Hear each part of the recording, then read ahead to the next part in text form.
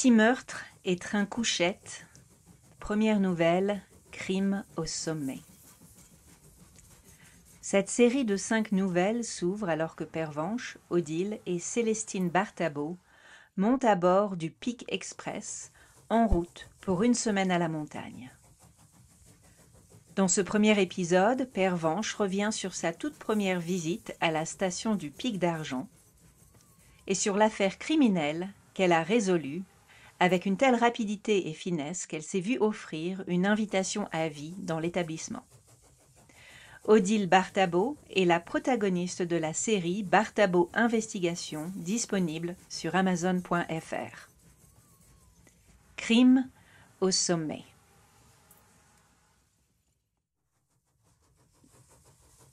L'horloge de l'église adjacente à la gare de Soleil City sonna 6 fois. Les vibrations du dernier son de cloche se réverbérèrent longtemps dans la nuit qui enveloppait déjà la ville. Le chef de gare consulta sa montre, encore 7 minutes avant l'arrivée du Pic Express. Son uniforme en laine épaisse lui tenait chaud, mais le froid humide du ciment s'infiltrait par la semelle de ses chaussures et il ne sentait plus ses orteils.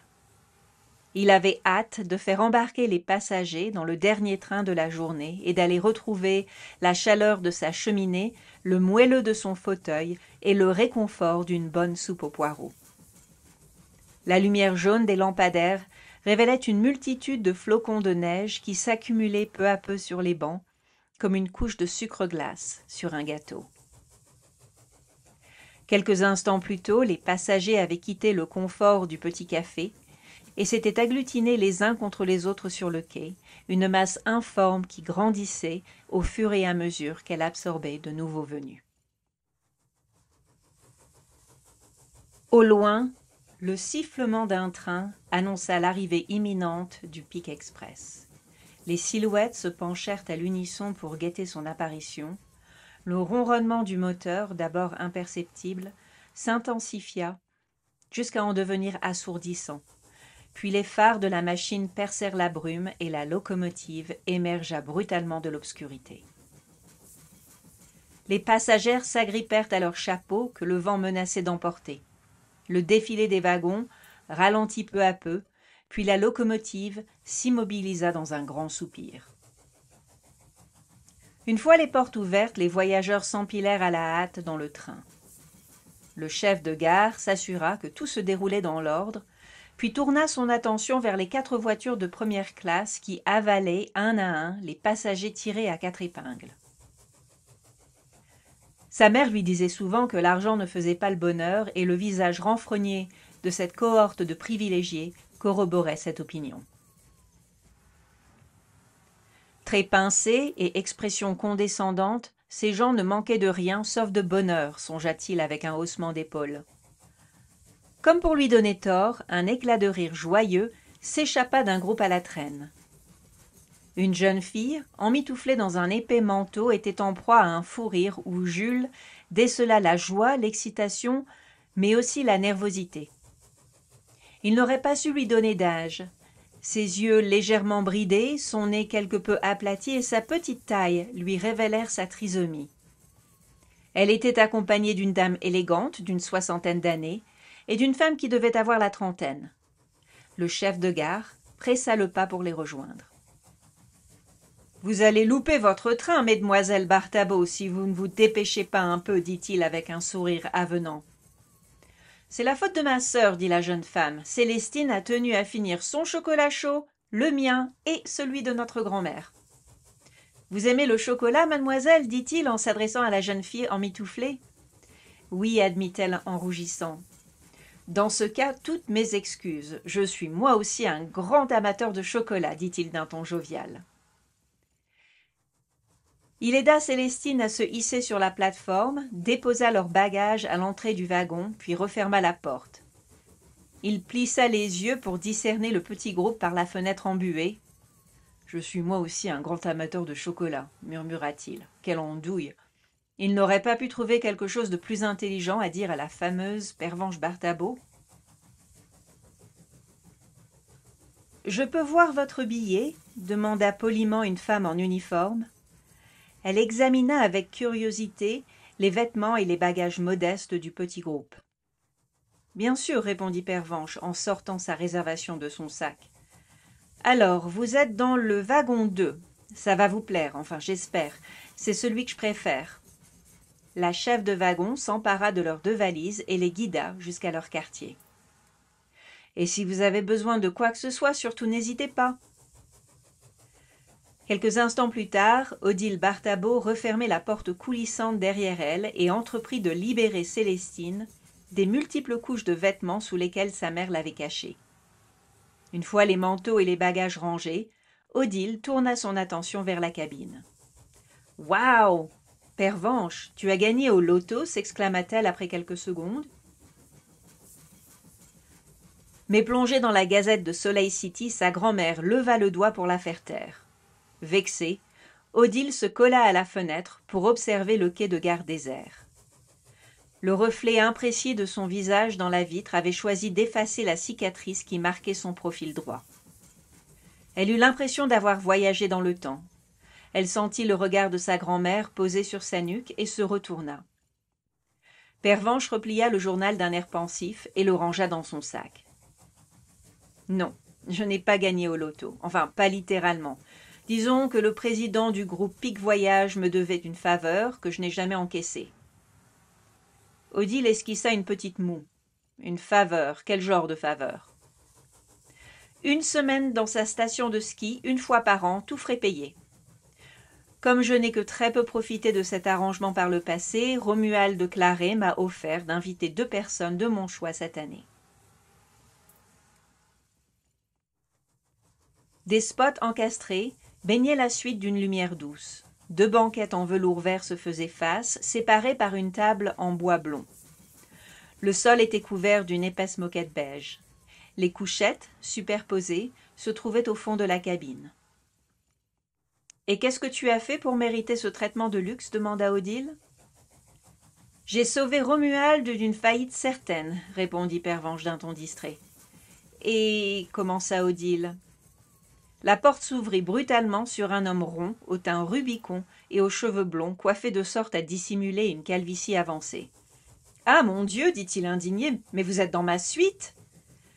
Pervenche leva un sourcil mais ne bougea pas de sa banquette. Odile s'empara de la réservation qui lui tendait.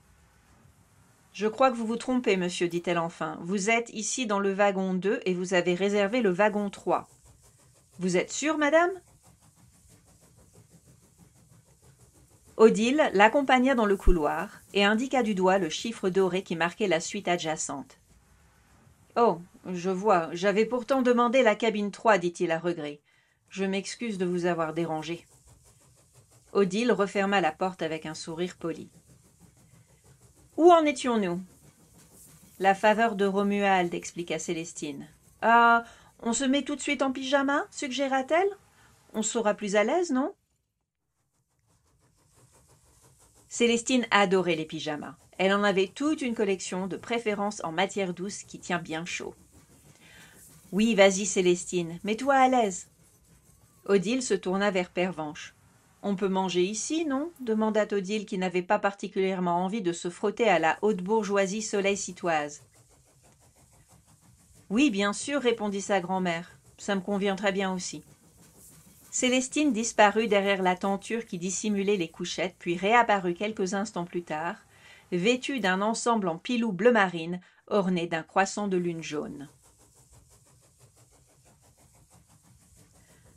Odile se tourna vers sa grand-mère. « Alors, ce Romuald, comment est-ce que tu lui as sauvé la mise? Tu nous racontes ?» Odile se cala dans la banquette et étala une couverture sur ses jambes et celle de sa sœur. Pervenche, quant à elle, ferma les rideaux, puis enveloppa ses épaules fines d'un châle et prit place sur le sofa opposé. « Ça remonte, cette histoire. Ça remonte au début de ta carrière » demanda Odile. « Non, c'était après le départ de Gaspard. On venait de s'installer dans les locaux de la main dans le sac. J'avais résolu une belle affaire et on avait décidé d'aller passer un week-end à la montagne avec Jean-Gabriel. « Et vous êtes allé à la station du Pic d'Argent ? Voilà, c'est Jean-Gabriel qui a insisté pour qu'on s'y rende. Sans sa femme, je suppose ? Pervenche toisa sa petite fille par-dessus ses lunettes. « Sans sa femme, effectivement, » confirma-t-elle lentement. L'hôtel était alors tout neuf, et pour être honnête, le personnel n'avait pas encore pris ses marques. Il n'y avait pas de savon dans les salles de bain, notre lit n'avait qu'un oreiller, la réception n'a jamais répondu à nos appels parce qu'il y avait un problème avec la ligne téléphonique. Maintenant que j'y repense, j'aurais dû trouver cela suspect. Mais nous étions comme le reste des résidents des invités d'honneur, donc quand on ne paye pas, on ne se plaint pas non plus. Donc c'était plutôt un test pour roder la machine ? En quelque sorte, acquiesça Pervenche. J'ai d'ailleurs hâte de voir où ils en sont. Romuald a ouvert 2 autres établissements depuis, donc je suppose que ça a bien marché son affaire. Quoi qu'il en soit, nous étions à l'hôtel depuis 2 jours quand un cri m'a alerté. J'étais remontée dans ma chambre en fin d'après-midi pour aller chercher un gilet. Il faisait un froid de canard dans le restaurant et il neigeait sans interruption depuis notre arrivée. Je me suis précipitée dans le couloir. Une femme de chambre se tenait sur le seuil d'une suite située à l'autre bout du couloir. Elle avait l'air horrifiée.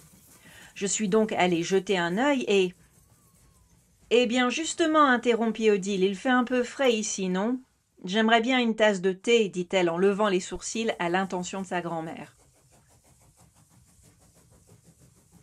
Oh oui, je vois. Célestine, tu pourrais demander à notre chef de wagon de nous apporter un encas ? Tu ne veux pas que j'entende la suite de l'histoire, maugréa Célestine. Je ne suis pas bête.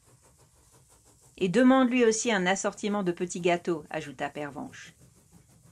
Bon, d'accord, s'inclina Célestine, sa gourmandise légendaire prenant le dessus sur sa curiosité.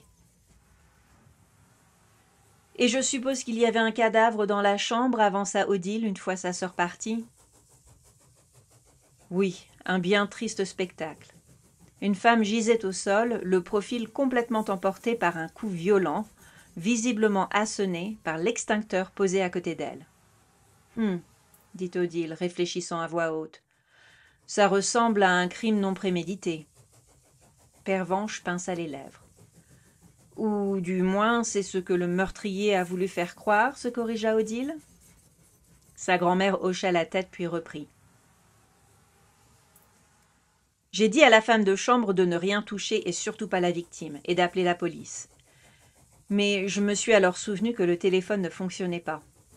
Quelle situation classique, commenta Odile avec envie. Pervenche acquiesça avant de continuer.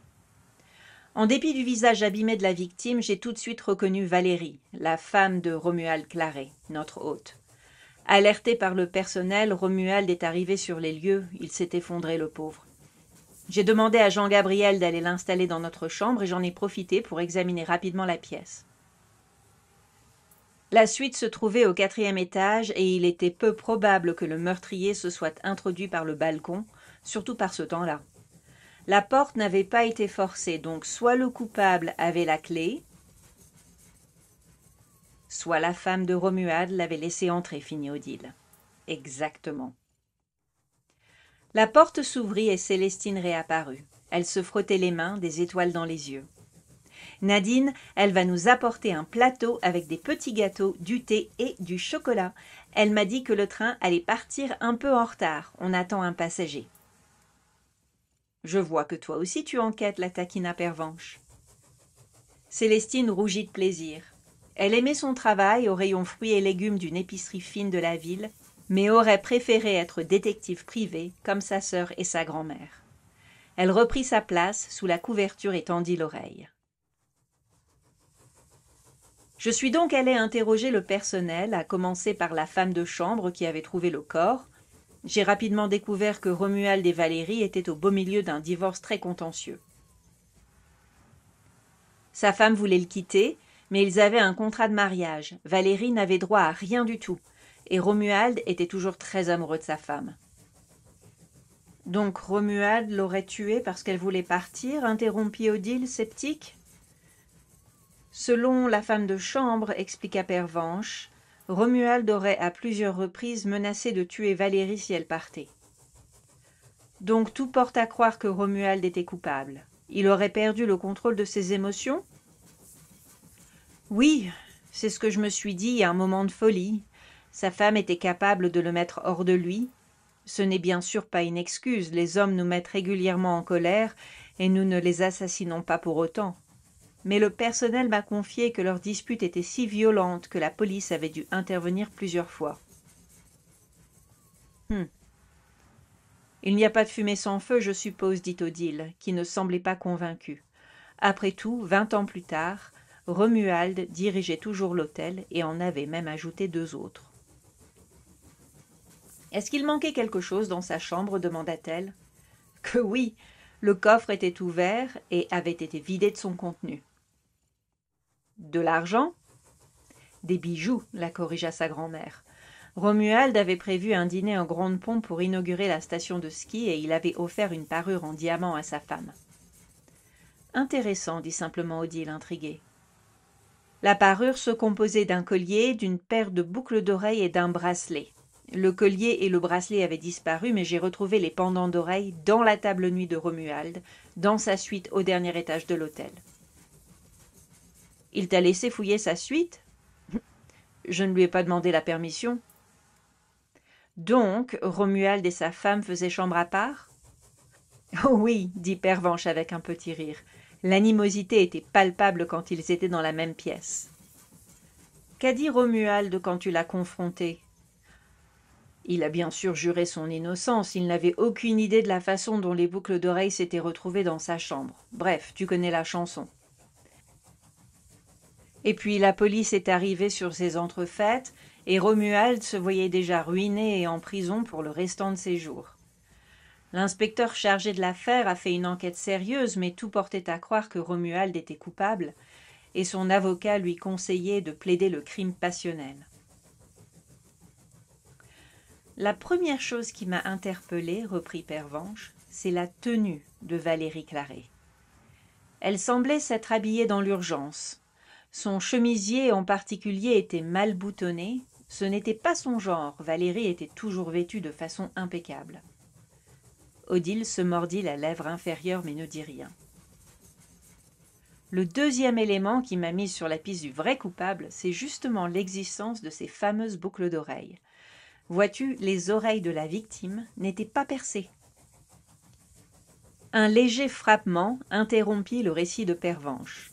« Entrez, dit Odile. » La chef de wagon pénétra dans la suite chargée d'un lourd plateau couvert de friandises et de boissons chaudes. « Nous avons du retard, s'enquit Pervenche. »« Oui, répondit Nadine. Elle versa l'eau bouillante sur les sachets de thé. « Nous attendons une passagère d'importance. » Suffisamment importante pour retarder tout un train ? Apparemment oui, dit la femme en haussant les épaules, habituée aux caprices des passagers du Pic Express. Elle servit le chocolat de Célestine, déposa une cuillère de crème fouettée sur la tasse, puis s'effaça discrètement. « Continue, Pervenche, dit Célestine en empilant des biscuits sur son assiette. J'ai donc convoqué le personnel assigné au 4e étage, la femme de chambre, ainsi que Romuald, Jean-Gabriel et l'inspecteur, dans la suite de Romuald. Puis j'ai résolu l'affaire d'une seule question. » Pervenche fit une pause pour avaler une gorgée de thé et croquer dans un gâteau. J'ai demandé à Romuald si sa femme avait essayé la parure et en particulier les boucles d'oreilles. « Et qu'est-ce qu'il a dit ?» dit Célestine la bouche pleine. Il a répondu que oui. Valérie était férue de bijoux et l'aurait porté du matin au soir s'il l'avait laissé faire. Pourquoi poser cette question s'enquit Odile, qui se doutait que sa grand-mère avait omis une information importante. Pour confirmer qui avait fait le coup. Vois-tu, une personne ne s'est pas présentée quand j'ai convoqué tout le monde. Et son absence a confirmé mes soupçons. « Qui n'a pas répondu à l'appel » demanda Odile. La femme de chambre qui avait découvert le corps. La femme de chambre, mais pourquoi? Comme tu le sais, je suis assez physionomiste et à mon arrivée, j'avais remarqué une certaine ressemblance entre Valérie et Rose. Rose était d'ordinaire assignée aux étages inférieurs et non pas aux suites. Elle n'avait donc aucune raison de se rendre dans la suite de Valérie. et je parie que cette fameuse femme de chambre avait les oreilles percées, elle. Oui, confirma sa grand-mère. Valérie a simplement profité de sa ressemblance avec Rose. Elle l'a fait appeler dans sa chambre sous un prétexte quelconque, l'a tuée d'un coup d'extincteur, puis l'a rapidement habillée pour la faire passer pour elle. Elle a pris le collier, mais a déposé les boucles d'oreilles dans la chambre de nuit de son mari pour l'incriminer. Mais pourquoi l'incriminer au lieu de voler les boucles d'oreilles avec le reste de la parure? Pervenche haussa les épaules. C'est ce que j'ai demandé à Valérie. Oh, ils l'ont retrouvée? Non seulement ils l'ont retrouvée, mais ils lui ont aussi sauvé la vie. Elle s'est enfuie quand j'ai convoqué l'assemblée, sa voiture s'était enlisée dans la neige, elle n'aurait pas survécu. Et qu'est-ce qu'elle a dit? Qu'elle voulait se venger de Romuald, elle souhaitait le quitter, mais elle était furieuse qu'il ne lui ait pas cédé la moitié de sa fortune. Alors elle s'est vengée en le faisant accuser de son meurtre. La vente de la parure lui aurait rapporté une sacrée somme. C'est assez bien planifié, mais la police n'aurait-elle pas découvert le subterfuge au moment de l'autopsie? Non, pas nécessairement, expliqua Pervenche. Romuald avait déjà identifié le corps de sa femme, donc l'inspecteur n'avait aucune raison de soupçonner quoi que ce soit. Un nouveau coup frappé à la porte interrompit leur conversation. Nadine passa la tête dans l'entrebâillement. « Le passager manquant est à bord, nous partons dans quelques minutes. »« Excusez-moi, » dit la voix impérieuse d'une rombière toute vêtue de noir. La chef de wagon se glissa dans la cabine pour laisser passer la passagère, puis s'éclipsa. « Après réflexion, nous irons dîner dans le wagon-restaurant, dit soudain Pervenche. « Je croyais que tu voulais manger ici, s'étonna Odile. Oui, mais ce serait dommage de manquer cela. Après tout, ça fait partie de l'expérience. » Un strident coup de sifflet couvrit ces mots. « En voiture !» cria le chef de gare de sa voix de baryton. Le Pic Express se mit en branle. Célestine alla ouvrir le rideau et essuya de sa manche la buée de la fenêtre. Elle regarda défiler le petit café de la gare, les bâtiments qui bordaient le quai, puis le train prit son élan et s'enfonça dans la brume. « Bon, je peux mettre ma robe à paillettes pour aller manger ?» demanda-t-elle. « Oui, pourquoi pas ?» répondit Odile. « Je suis sûre que tout le monde sera sur son 31. » Célestine ouvrit sa valise à la recherche de sa tenue de soirée. « Mets un petit gilet au cas où » lui conseilla sa grand-mère en ignorant le regard inquisiteur d'Odile. En attendant la suite, retrouvez les enquêtes d'Odile Barthabot sur Amazon.fr. Le premier roman s'appelle « Juste un petit meurtre pour commencer ». Le deuxième s'appelle « Comment faire taire une rombière » et le troisième, qui sortira en mars 2025, s'appelle « Meurtre à l'Emporium des curiosités ». Bonne lecture!